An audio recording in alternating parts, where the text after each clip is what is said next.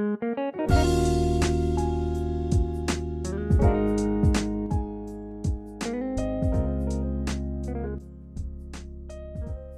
para pendengar Suyanto.id, ketemu lagi. Mudah-mudahan Anda semua sehat walafiat. Nah, malam ini kita masih meneruskan perbincangan kita dengan Bapak Insinyur Johan Yoga PhD.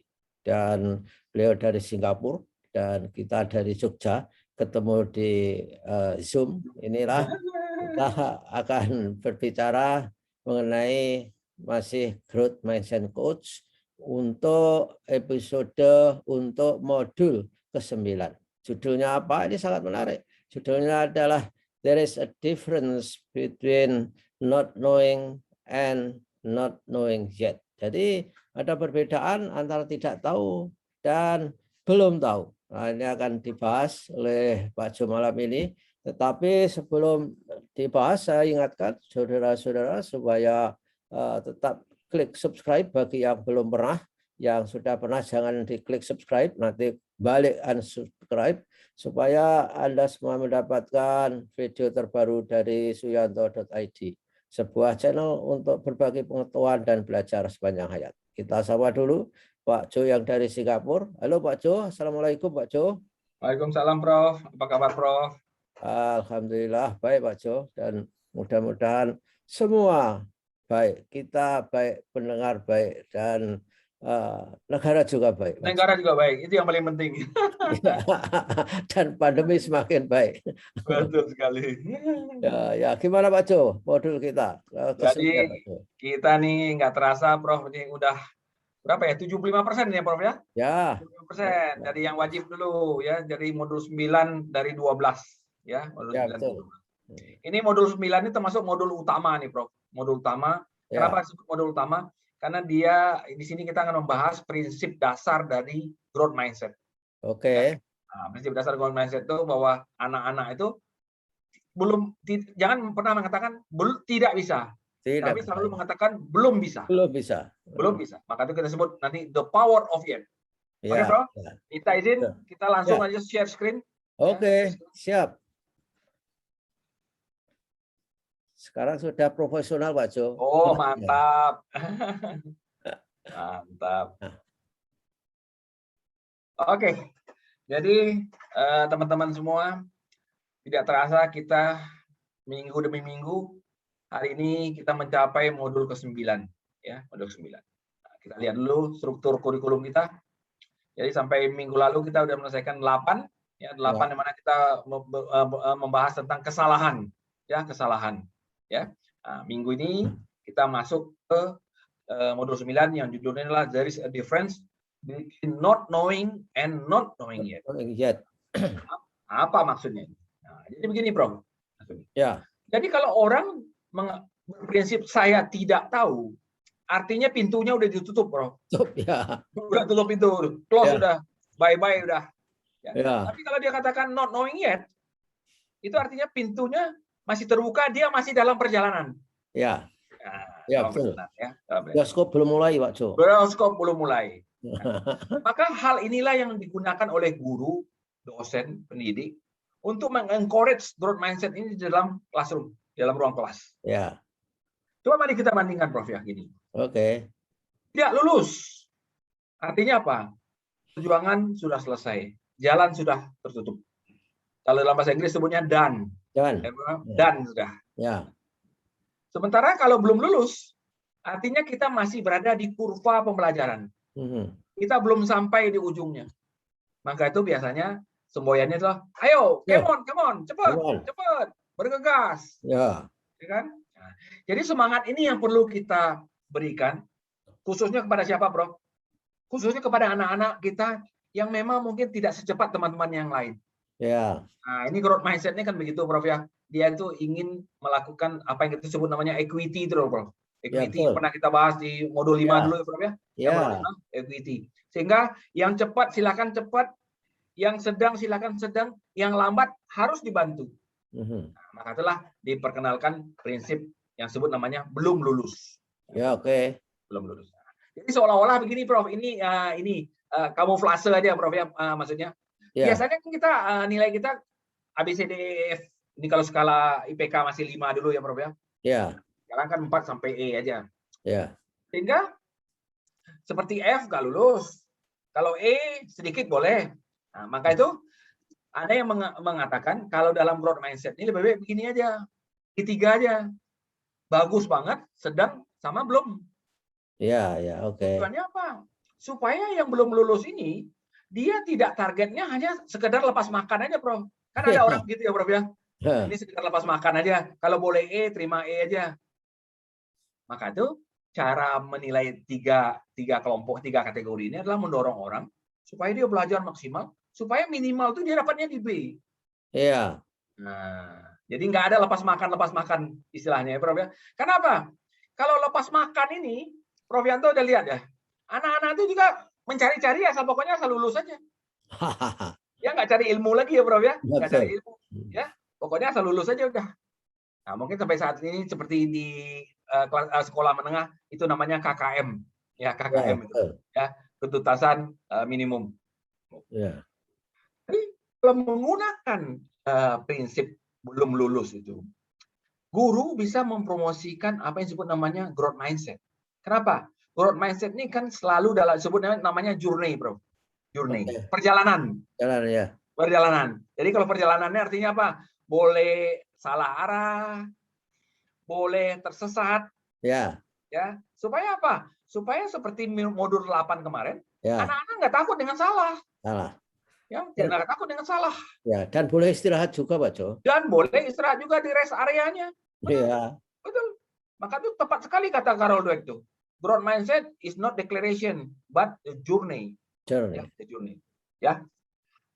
Oleh karena itulah timbul sebuah ide bagaimana membuat konsep penilaian yang sifatnya itu belum lulus. Konsep penilaian yang tidak menggunakan tidak lulus. Tidak lulus, ya. Tidak lulus, ya. Nah, tujuannya apa? Sehingga orang-orang yang masih gagal, yang masih ada kesalahan, yang boleh dikatakan yang masih lemah, itu mendapat dorongan bahwa mereka itu belum gagal. Ya. Nah, belum gagal. Dan bangkit, Pak Jo, bangkit. Dan bangkit. Ini perlu, Prof, dorongan untuk mereka. Ayo. Maka tadi ya, Prof ya, kalau belum lulus tuh namanya ayo. Ya. Kalau tidak lulus tuh selesai. Dan, ya. Dan. Ya. Nah, dalam konsep growth mindset tuh selalu kita tidak pernah mengatakan dan. Karena journey ini adalah never ending nih, never ending ini. Ya, apalagi dalam pembelajaran. Ya. Maka itulah ada sebuah istilah di mana kalau kamu ya ingin mengatakan saya tidak, I cannot, selalu tambahkan di belakangnya yet. Yet. Ya, inilah yang kita kenal dengan istilah namanya power of yet. The power of yet. Power of yet ini diperkenalkan sebagai lawan dari hal yang sering dipakai orang, Prof, yaitu tyranny of now. Ya. Tyranny of now. Jadi tyranny of now ini adalah pegangan orang fixed mindset, Prof. Buat dia yang penting sekarang. Nah, sementara kalau orang-orang growth mindset itu yang perlu nanti. Sekarang ini masih dalam perjalanan. Ya. Ini prinsip dasar dari growth mindset versus fixed mindset. Oke? Apa yang disebut tyranny of now? Tyranny of now adalah kondisi saat ini yang menghambat untuk berjuang akibat merasa sudah tidak ada harapan, tidak mampu, tidak punya talenta, nggak punya modal ya, Bro ya. Ya, sudah finish. Sudah finish. Sementara the power of yet ini kekuatan yang percaya akan potensi masa depan yang bisa diraih lewat proses belajar dan usaha. Maka sebut namanya the power of yet. Kita ini bukan gagal, tapi belum berhasil. Ya kan? Banyak juga yang katakan kegagalan itu adalah sukses tertunda ya, Prof ya. Nah, banyak orang menggunakan kata-kata seperti itu. Ya. Tujuannya adalah apa? Untuk mendorong anak-anak kita tuh tidak pernah patah semangat. Tidak pernah patah semangat. Mereka selalu maju terus. Oleh karena itulah growth mindset ini dikatakan apa? The power of not yet. Jadi asal ada kata not, tambahkan yet di belakang. Ya. Ya, Bro ya. Nah, sehingga kata-kata itu inilah hebatnya bahasa Inggris ya, Bro. Ditambahkan sebuah kata kecil, itu dia membalikan artinya langsung. Ya. Balikan artinya. Ya, inilah kekuatan salah satunya bahasa Inggris kita. Oleh karena itu, Bro, kata-kata negatif sekarang ini menjadi positif kalau ditambahkan yet. Ya. Misalnya, I cannot do this. Itu kan negatif. Ya. Sama yet, jadi positif, bro. Ya, I cannot do this yet. Yet. Ya, this doesn't work yet. Ya, pakai yet terus. Sehingga anak-anak selalu tuh, begitu dia mau menyerah, selalu dikatakan tambahkan yet belakangnya. Ingat lagi, ingat lagi. Lihat lagi, coba lagi, ya, buka bukunya lagi. Karena kamu udah mengatakan yet, ya, yet. Ini juga lihat berpengaruh kepada proses penilaian, bro. Ya, supaya ada konsep tidak lulus itu ya, bro, ya. Ya. Kita kan udah mengenal apa yang disebut namanya penilaian formatif sama penilaian sumatif. Penilaian formatif itu kan sepanjang pembelajaran kita. Ya. Anak-anak diberi tugas ya, Prof, ya. Ya, Meringkas, ngerjakan soal, membuat summary, proyek. Ya. Karena yang dinilai adalah proses pembelajarannya. Ya. Nanti di ujung masa itu pembelajaran baru diuji sumatif. Nah, karena sumatif ini bersifat evaluasi. Ya. Nah, oleh karena itulah sekarang di dalam growth mindset ini selalu dipertimbangkan harus dua-duanya. Harus dua-duanya. Sehingga kalau kita menilai seorang mahasiswa atau menilai siswa, harus dilihat dua-duanya. Ya. Jangan hanya dilihat sumatif saja. Kadang-kadang kalau guru ingin gampang kan pakai sumatif aja ya, Prof, ya. Iya. Sumatif itu kan potret sesaat ya, Prof, ya. Ya. Potret sesaat. Kalau anak-anak yang selama ini bagus, pada saat sumatif dia misalnya sakit atau keluarganya ada masalah, pasti nilai sumatifnya rendah. Nah, maka itu biasanya kan anak sekolah ini bermain dengan persentase, bro. Ada formatifnya berapa persen, sumatifnya berapa persen. Ya. Tapi di dalam growth mindset, bro, mereka pro kepada formatif, bro. Oke. Karena proses, Karena proses. Ya. Maka itu di dalam itu disebut namanya lebih penting itu adalah penilaian proses. Penilaian proses ini sangat cocok dengan modul 5 kita yang lalu. Ya. Prinsip equity ya, bro, ya? Ya, equity ya, bukan equality. Ya, equity, non equality, equality, ya, equity. Nah, di equity itu kita masih ingat dulu ada namanya diferensiasi ya, Prof, ya, multi level. Ya. Ada yang kita bedakan kontennya, prosesnya, produknya. Karena itulah, Prof, ada seorang profesor Jerman ini mengatakan apa? Kalau kita terlalu sering mengagung-agungkan sumatif, akhirnya penilaian itu kurang makna. Namanya sebutnya krisis makna. Kenapa? Anak didik kita belajar hanya untuk kejar nilai. Betul. Ya, Bro, ya. Dia tidak peduli dengan prosesnya. Nah, maka itu seperti yang disampaikan oleh itu, Prof, yang itunya Prof di MSU, ya. Prof Karol MS, ya, Karol MS. Apa katanya? Target performa itu harus sejalan dengan target itu pembelajaran, target pembelajaran. Ya, harus dua-duanya. Ya, jangan target performanya dapat bahasa Inggris A, tapi tidak bisa berbahasa Inggris. Ini yang sering-sering terjadi saat ini.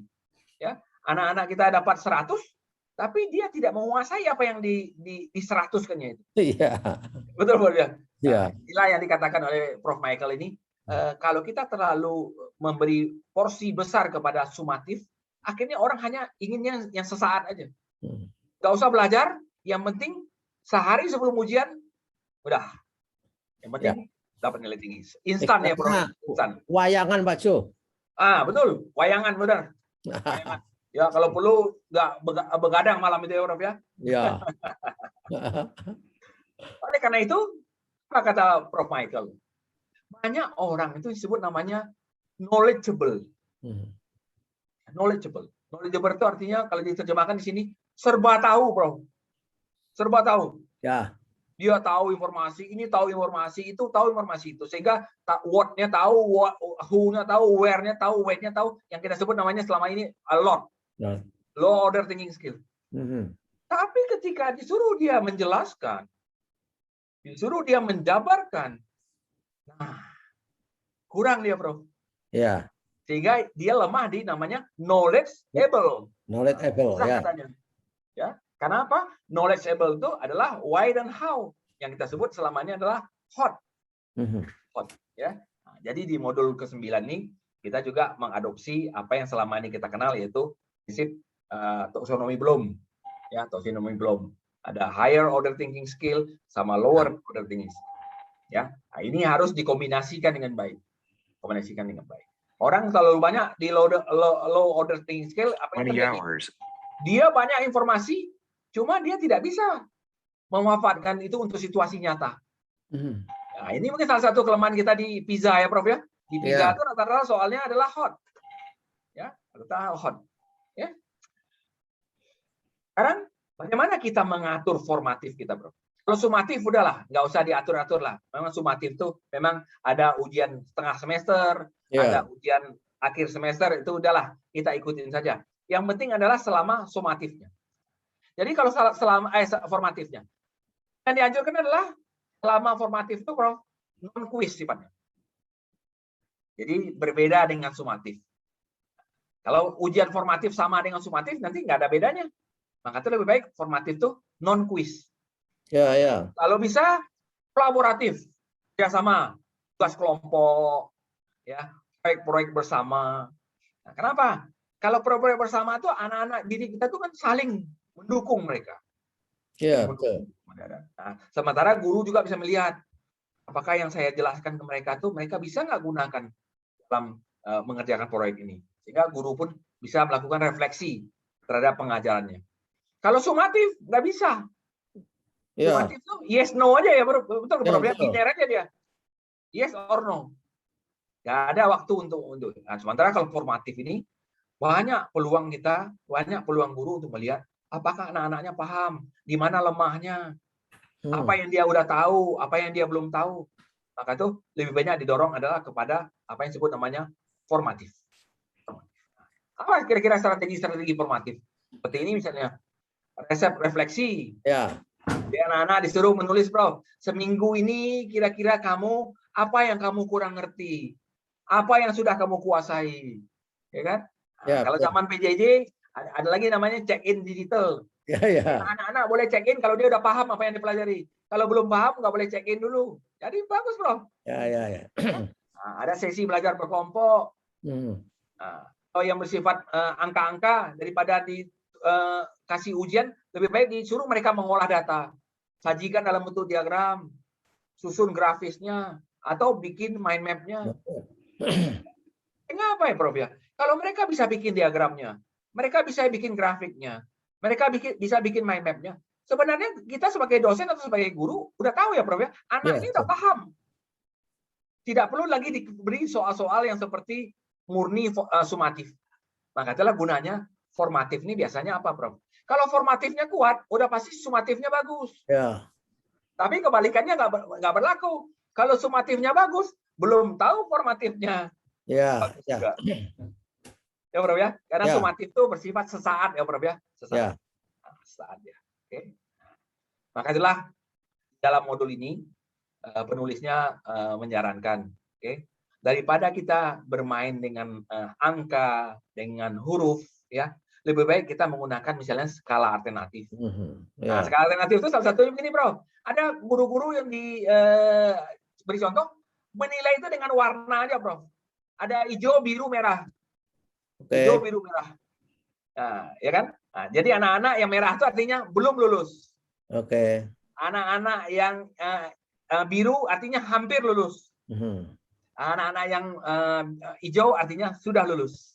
Nah, atau yang udah pernah kita kenal juga, Prof, rubrik ya, Prof ya. Ya, betul. Rubrik ini kan sangat menghargai proses. Rubrik ini sangat menghargai proses, ya. Nah, atau anak-anak disuruh membuat laporan apa yang sudah dipelajari minggu ini dalam sifat naratif.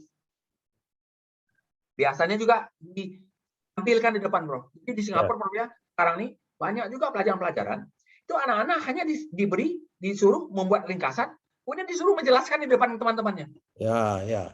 Itu sebenarnya kan sangat bagus ya, Prof ya. Sangat bagus, melatih. Sangat bagus. Ya, melatih ngomong di depan publik tuh, Pak Jo. Betul. Karena apa? Kalau orang mau tampil di depan publik, pasti persiapannya maksimal, betul nggak, Prof? Ya. Kayak kita berdua aja ya, Prof ya. Ya. Walaupun materi ini udah berkali-kali kita tampilkan, pasti malam sebelum kita tampil kita review lagi ya, Prof ya. Ya. Tambah-tambahin ya kan. Nah, Prof selalu sampaikan kami, Pak Jo, saya malam ini begadang dulu nih, beresin PPT. Padahal materi kita udah puluhan kali ya, Prof ya. Ya. Nah, itu, Prof. Itu. Maka itu karena Apa prinsipnya? Kalau kita mau tampil di depan orang, itu persiapannya itu harus prima. Ya. Nah, inilah sebenarnya yang didorong oleh semangat growth mindset itu, Bro. Ya, itu Anak-anak, ya kan? Itu ada hidden kurikulumnya, itu artinya. Betul, Ya. betul sekali. Daripada kita hanya ujian-ujian seperti biasa aja. Karena ujian-ujian seperti biasa itu, maaf bicara ya, apalagi dalam kondisi PJJ ini, itu nilai 100 semua sekarang, Bro. 100 semua udah, ya kan? Segala bala bantuan datang kiri kanan itu, kiri kanan semua. Nah, itulah kira-kira ujung dari topik kita modul 9 ini, Prof ya. Ya. Sehingga modul minggu depan kita akan masuk ke modul-modul akhir ya. Modul akhir itu modul 10 ya. I got this. Ya, I got this. Ya kan? Nah, kita beri bocoran sedikit, Prof, biar pemirsa kita penasaran apa yang akan disampaikan minggu depan ya. Ya, betul. Pertama, minggu depan itu kita akan memantapkan bagaimana kita bisa merespon setiap ada fixed mindset voice dengan cepat. Jadi udah mulai pembiasaan nih, Prof. Habituasinya, Prof. Ya, kita kan udah belajar 9 modul nih. Ya. Nah, di modul 10 ini adalah pemantapannya. Ya. Nah, kemudian berikutnya lagi juga kita juga menggunakan apa yang disebut namanya growth mindset plan. Jadi kita mulai menggunakan prinsip growth mindset itu untuk apa? Untuk pembelajaran. Ya, misalnya kita memasang target-target. Nah, yang bagusnya apa, Prof? Setiap pasang target selalu diantisipasi apa yang mau saya lakukan kalau saya gagal. Oh ya. Ada plan A, plan B. Ada plan A, namanya contingency plan. Ada contingency plan-nya, Prof. Ya. Nah, dan juga bagaimana kalau kita mendapat masalah? Apa yang mau saya lakukan? Apa, Prof? Karena kalau orang mendapat masalah, biasanya fixed mindset voice-nya keras suaranya, Prof. Udahlah, menyerah aja, itu memang nggak bakat kamu, ya kan? Itu suaranya keras, Prof. Nah, bagaimana orang bisa mengatasi suara-suara fixed mindset itu dengan suara-suara growth mindset? Maka itu harus dimantapkan. Ya, oke. Ya. Nah, sampai jumpa kita minggu depan di modul ke-10. 10. Kita stop share. Ya, oke. Jadi begitu saudara-saudara para pemirsa Suyanto.id, apa yang telah kita diskusikan itu yang paling dahsyat adalah the power of yet. Jadi betul sekali. Kalau Anda selalu mengatakan yet, insya Allah akan terjadi beneran. Jadi misalkan Pak Jo, oh ini kita belum bisa beli rumah yet. Betul. Nanti akan terjadi itu. Maka itu kan ada bukunya, Prof ya. Sebut namanya The Secret ya, Prof ya. The Secret namanya. Ya kan? Secret. Buku yang populer banget tuh, The Secret. Itu juga mengenangkan prinsip the power of yet. Ya, the power of yet. Jadi jangan terjebak pada tyranny of now. Betul. Karena the power of yet ini akan menuntun keyakinan kita, kemudian menuntun persepsi kita ke arah effort, upaya untuk mencapainya. Saya kira begitulah, saudara-saudara. Kita akan ketemu lagi minggu depan masih dengan